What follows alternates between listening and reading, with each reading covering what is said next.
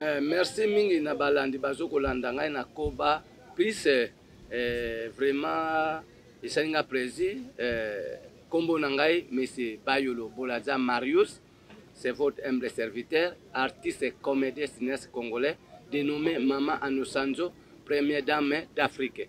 Donc initiateur, président de CCBB. CCBB c'est une compagnie cinématographique biso na biso.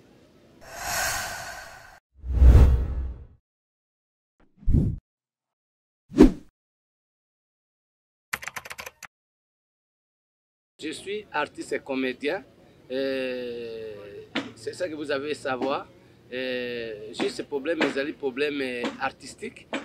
Sinon pas, maman nous sommes qui retourne sur scène. Le moment que je vous parle, vous-même vous voyez, nous sommes en plein de répétitions. Et nous sommes en train de se préparer. Réaliser un film, mais ce n'est pas dit comme nous parlons ici. Ça demande des moyens et c'est tout un projet. Et c'est un capé makoki n'a pas partenaire. C'est ça, parce que mon tomesani kosala théâtre ezaka olalo la muki au sali, au contraire théâtre ezali ko édifier bato pe et ko éduquer plus et même plus, donc c'est ça. Aujourd'hui ta ebele pambate parce que il y a beaucoup de choses et à réunir pour réaliser film, c'est ça. Bon, au Ebi Genamboka Nabiso, on parle de la parité, l'autonomisation, mais combien on a mis selon la constitution, mais les politiciens ne respectent pas les droits de la femme. C'est ça que nous sommes en train de préparer, un film intitulé La valeur d'une femme. Je voulais promouvoir la femme congolaise, pourquoi pas la femme du monde? Parce que la femme aussi a un droit aussi dans notre pays par rapport leur savoir. Donc, vous allez défendre ce que ma maman fonctionnaire congolaise, parce que dans le gouvernement, dans un ministère, où ils ont lobela, moi aussi, tous appels dans le ministère, où ils ont lobela, fonctionner, il y a aussi des fonctionnaires femmes. Mais dans le fonctionnaire femmes, au comment que ma maman est belée, bazali na difficulté, bazali na difficulté à badro na bango. Donc, comme on a maman pour azouata, moi, mission de service, il faut amatana, mais ça à bureau, il y a ba konze koma, mbeto ya ba maman.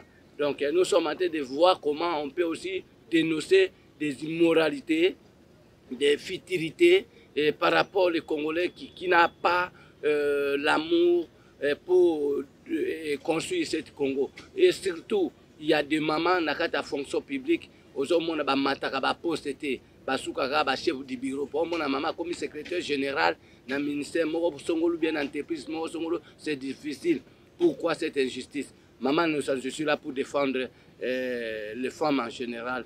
Pourquoi pas les hommes? J'arrive parce que je ne suis pas seul, je connais que ici il y a des hommes aussi qui ont le même message avec nous. Donc j'appelle tous ces hommes là pour soutenir la femme congolaise. C'est notre maman que je respecte. Parce que ce qui est là, maman nous sanzo, c'est à partir de maman Olive que je salue, maman, la mère des opprimés, l'épouse du président honoraire, sénateur Joseph Kabila Kabange, maman Nassif Anarwa Mbote. Mais le problème est que Badiabo, Balingaka, Koulukande, Nouébi Congo Nabiso, Batebele pour vivre bien, il faut que ça kobebisa réputation moto, il faut que la bateau makambo, mais sinon pas ngaina mama problème ate maman ndembi gazola ndangai donc baza ba maman nangai. Bon, maman Olive Lembe Kabila d'abord premier souvenir ezali ba benganga mona maman Olive Lembe Kabila ezali grand souvenir et naza mona na deuxième souvenir ezali nakata ndako nanga na bota mona na pesa kombo ya Olive Lembe Kabila azali que je salue ma fille Olive Lembe Kabila pour nanga maman Olive Lembe Kabila amona nanga na bota pays azana ndako donc côté wana ya botinga côté wana pe na botier pour l'histoire pour ebungate et souvenir mosusu ezali naza locataire te na bailleur donc maman Olive asombilanga pe ndako c'est le grand souvenir, donc c'est ça. Bon, ce n'est pas des cas yango neza kozanga objectif. Parce que quand j'étais auprès de maman Olive Lembe Kabila, quand elle était au pouvoir, nous avons créé une association des artistes comédiens cinéastes congolais dénommée Pakosiko. C'est une plateforme qui égorge presque la majorité des artistes comédiens cinéastes congolais au niveau national et à l'international. Et je suis désolé, et comme on a des artistes on a qui kopesa bango pa mamole bango ndeka babalukilanga pona ko rendre nga vie difficile mais nayebi kaka chacun a son tour, hein? Chaque chose a son temps et les panneaux ce qu'il encore on ne sait jamais. Oui, nous avons bonne relation parce que nous sommes les artistes, nous ne sommes pas des ennemis, sauf kaka que il y a une crise, il y a culture, parce que s'il y a l'amour entre nous, et Koka Jambe Kozalate, parce que nous sommes en train de lutter, de changer de système. Oyo ya Kalawana qui bato mususu bazo sa musala mezana bato mususu ne baole ambon. Président Massoum c'est notre président. J'estime pourquoi parce que Azali président à NTPC, c'est une association des artistes comme des cinéastes congolais au niveau national. Mais moi aussi je suis aussi coordonnateur général d'une plateforme. Donc, nous avons collaboré toujours. Mais pour la Bango, c'est comme un père. Pour nos artistes, comme il faut adhérer à l'NTPC. C'est ça que nous avons parce que tous les artistes et artistes sont libres. En plus, la constitution de notre pays donne toujours l'opportunité de tous les Congolais qui pensent bien, peut aussi réaliser son association, il peut créer son parti. C'est ça. Nous sommes libres. Et c'est ça que le président Massoubie, moi, j'ai un problème, c'est l'entourage. Comme Babanda, il faut que non. Les hommes peuvent passer, mais le Congo peut rester. Merci. Non, nous ne sommes pas des politiciens, nous sommes des artistes. L'artiste n'a pas de sexe, l'artiste n'a pas d'âge. Ce n'est pas dit comme au Banda qui Kalayonde, non. Il y a des artistes comédiens aussi. On ne parle pas seulement de comédiens, mais les artistes, même musiciens, qui vivent bien que les musiciens anciens. Donc c'est ça, l'artiste ne meurt jamais. Ce n'est pas dû le problème de Mangala, Congo, Luba, ça c'est l'immoralité, c'est le manque de savoir-faire. Ngai naye pour défendre les droits, il y a théâtre congolais et fonctionner ndenge sengeli lokola ba théâtre nyos, pourquoi pas ba cinéma nyos. C'est ça. Donc le problème est d'aller échanger des idées. Ba vie balingi kaka bangonde il faut kaka bango. Non, ça veut dire que artiste n'est œuvre. Tout le monde comme on a président Massoum a réalisé un film, il y a Papa Simon Kimbangu que nous avons salué. Ça c'est des œuvres que nous avons protégées parce qu'il a parlé de l'histoire du monde, parce que quand on parle Papa Simon Kimbangu, on voit Jésus-Christ qui est notre Seigneur Sauveur. Moi, je suis fils de la porte Lopom Tomboka Lombo, je suis chrétien, je dois quand même respecter les aînés. Mais problème, il y a leadership. Donc, Mngongao et Zangonga jeunesse. Quand on parle de la jeunesse, on voit le Congo de demain. Donc, nous avons quand même besoin de changements en mentalité. Donc, on parle à NTPC, tout le monde a président Massoum de Brinde Mokongo, président Lombe Soukali Mokongo, tout le monde a papa Nabiso Muyombe Gosi Mokongo, tout le monde a Tito Mpika Mokongo, tout le monde a Sese Mokongo, tout le monde a presque majorité. Bon, je manque même des mots. Au contraire, nous sommes des artistes. Tous les artistes, c'est Baba Mugita, Baba Papa, tous les Papa Nabiso, que j'ai salé, Kimbate, qui dit Papa Lobé, Makala Boko, JP Mpongue, maman, nous sommes, je suis là, il y a des mamans, mais moi, comité, il faut que ça, moi, comité, colossal. Les artistes, comédiens, se trouver dans la carte. Et que ça va bien, parce que c'est la lutte. J'ai une bonne relation avec tout le monde, Maman, je suis rassembleur, je suis leader, donc. Un artiste, c'est l'immoralité. Donc c'est ça, je suis bien collègue dans la FISO, collègue président Esobé, je suis président Belé, Tono, maman Bipendou, maman Yoka, maman Chaosirno me repose en paix, maman Alinga, comédie basée sur Kindingu, comédie Papa Joker, maman Moseka, maman Nabiso Marie-Hélène, maman Nabiso V Modero, Masebe, Douche Kapang. Moi, je côtoie tout le monde. Hein. Bon, je n'ai pas de problème, mon chat. Sauf les gens, des problèmes de moi. Pourquoi? Parce que, bon, il y a des gens, ils ont un caractère au lobaté. Et moi, j'ai ce caractère de parler, ma cambo ya mabe, na dénoncer mabe, c'est ça.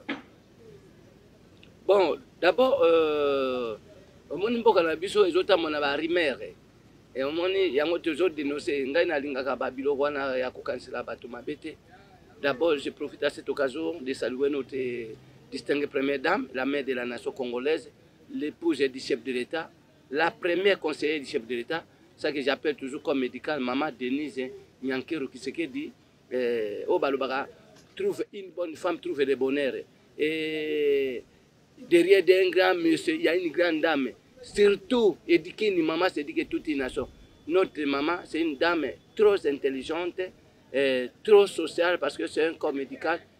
Et je témoigne aussi des bienfaisances et des distinguées premières dames, parce que je suis aussi partie des bienfaiteurs par rapport à la carte d'assurance santé. Il y a personne qui n'a parti ces comédiens. Je suis aussi partie des bénéficiaires.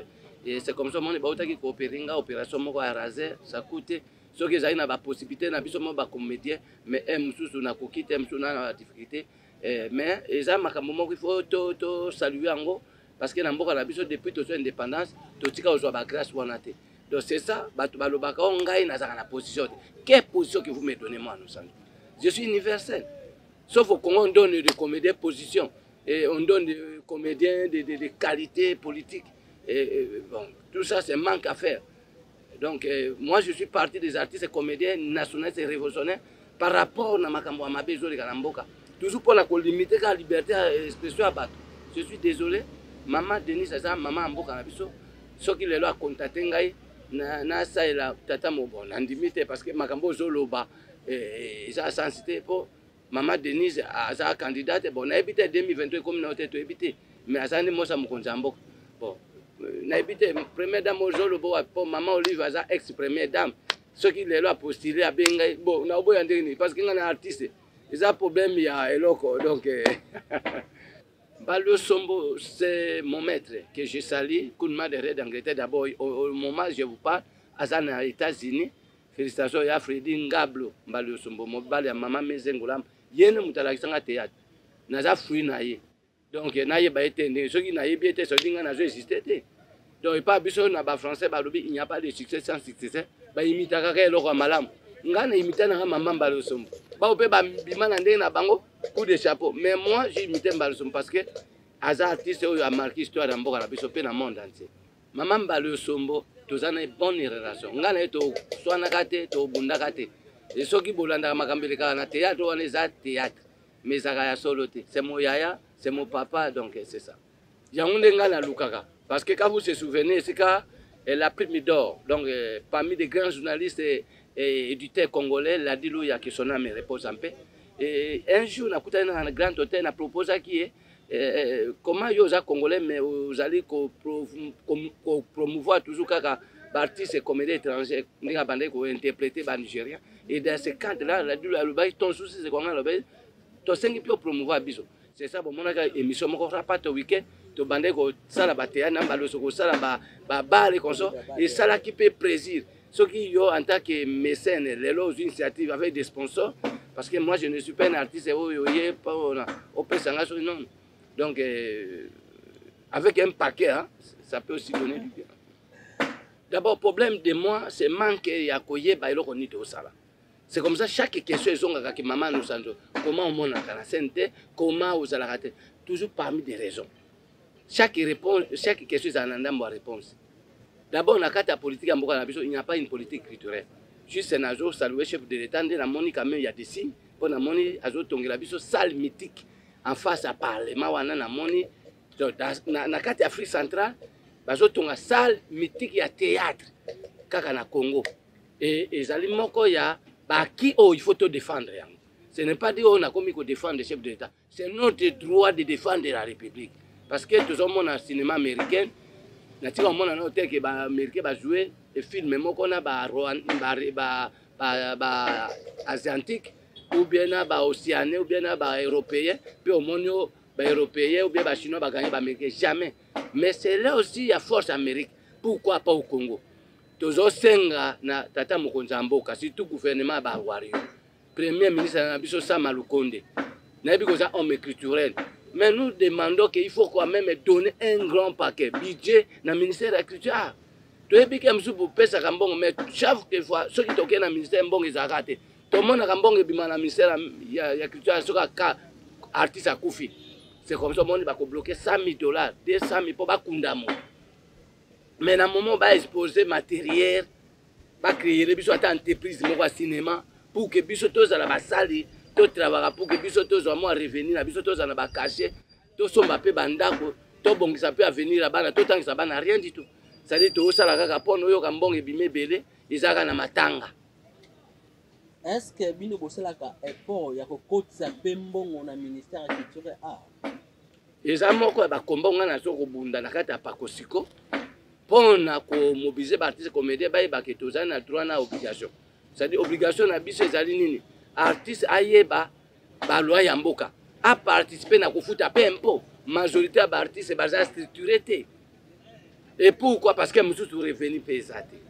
Parce que production pesate. Donc il y a contrepartie. Donc problème il y a gouvernement pe esenga pe il faut quand même ba pesa biso pe bato toza ko encadrer ba artiste wana ba moyen. Ce qui biso le toza ki na ba moyen. Mais c'est possible ya ko mema bato wana na cadre ya professionnalisme ya ko yeba musala. Mais biso moko na otoana on a difficulté wana. Mais comment les artistes veulent payer l'impôt?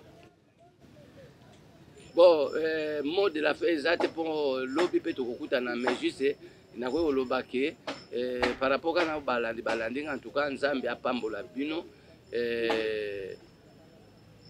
ngai naza artiste comédien arrêtez un peu ya koloba mabe na kombo na ngai pona d'abord mon Nzambe pe mosala Nzambe pe na sengi na bino tout soutien. Naza na besoin ya kozala na producteur, naza na besoin ya sponsor, naza na besoin ya bato ba oya po ba souteninga na samusana nga. Biso toza ba artiste comédien to ba politicien mais toza na responsabilité ya mune pona politique ya mboka na biso. Parce que toza wana pona ko détruire mais toza pona ko construire, toza wana pona ko éduquer masse, pona ko sepesa bino. To sengi vraiment na pesi mbote epa ya bato nyonso balingaka nga. Mama Grace Mbongi Meke, Dr Honoris Causa, présidente ya Fondation Grace Monde, na pesi mbote pa mama présidente ya Fondation Widal, mama Deborah Luando, l'épouse du ministre d'État en charge ya le management du territoire. Na pesi mbote epa ya mama Adèle Mouyembi, présidente ya Seconde Chance na Allemagne. Na pesi mbote epa ya maman présidente initiatrice de la Fondation La Colonne, Amie d'Ashanti, l'épouse de l'excellence Victor Kamere. Donc, na pesi mbote lisusu nangai et pas ya staff nanga, mais c'est Jean Sambaya pour Postar Azura. Mon na Congo central, moi c'est qui maître l'Azura, Azura, donc prononciation pour comprendre ngai na mongo français na lubakango vraiment na ilanga na passe. Bon, c'est ça, na pesi sumbote pa ya Patrick Weti, président ya Bana Grèce passe à Équateur, maman Judith Ekofo, la fille de DG de la SONAS, patron lycée Ekofo, notable à Grèce Équateur, na pesi mbote pa ya bato nyonso balingaka ngai. Bon, soki na natanga kombo na aussi ça, na pesi mbote pa bana ngai, mama Ketsa Potaka Bayolo, na tabulaza Bayolo, Olive Makiwa Bayolo, Eli Babulaza. Mbote na ba Congolais nyonso pe ba Congolais zo baolanda à l'étranger au niveau national et à l'international. Sans oublier Fota Mokubu Fondation FFM, sans oublier conseiller spécial Otobenga Fati à miniature Joseph Muketawaba, initiateur et président fondateur de la fondation FTM, fondation Joseph Muketawaba, notable à Grabandundu. Bon, Owana, Babosa Nakaete, Tobandaki Naye, ils appellent ma bête pour la ressource Sanaye. Mama ni Mama, la première conseillère du sénateur en vie, Joseph Kabila Kabange, leader charismatique. Donc, Tokolobanini. Moi, j'ai eu la grâce de participer à l'alternance civilisée le 24 janvier 2019 dans le Palais de la Nation. Toyebe Belé, mais Tolobaramingite, Rais Kabange, Papa Narura Nasifa Kabila. donc jumeau ya maman Jeannette Kabila topesi mbote grand frère Joé Kabila famille Kabila tobosani te kosalue basali ya Nzambe LMK le ministre manger l'homme qui fait trembler l'enfer on a benga monoko na Nzambe l'époux ya maman Mami Mutombo apporte le po Mutombo Kalombo pasteur Didier pasteur Silas bana nyonso wa ministère amen na pesi mbote pa ya ba mama Bizaleri Tumbu Shai bana ministère amen na pesi mbote pa ya mama Claudia Sassou na bosanité leki ya mokonza mboka Christian Kisekedi ya Titi mona suka papa Etienne Tshisekedi wa Mulumba mama te Kisekedi donc maloba ezangi ngai na pesi ka famille présidentielle mbote Nzamba pambola.